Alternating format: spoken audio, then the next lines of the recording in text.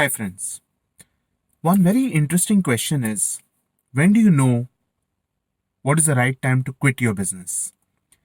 In this current situation of a economic meltdown, it's very easy to say that the markets are not doing too well, hence my business is suffering. You need to look at it from your own individual business perspective. Sometimes easy to pass on the blame to macroeconomic factors rather than looking at your own business and understanding whether it's time to close down.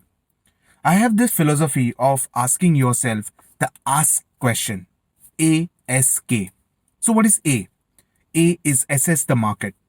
You may have done the market study at the beginning of starting your particular venture, but it's very important that intermittently, periodically, you actually do assessment of your market.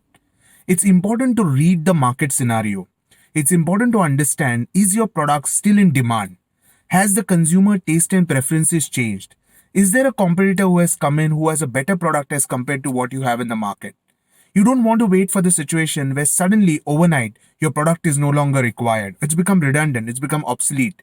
So it's important to read this thing which is happening around your market. So it's important to assess your market, and that's the A. What is S? Speak to mentors, speak to experts. It's very important to look at it from a very impartial perspective, or a very independent perspective. Most of the times, your emotions are attached in the business. So it might be difficult for you to actually do that. Hence, it's important to talk to people you trust, you believe. They will be able to give you a very third person's perspective of what they perceive of your business. Is it still relevant? Is it still important that your business continues? Or do you need to pivot? Do you need to actually get into something new or have a transformation of your business products or services?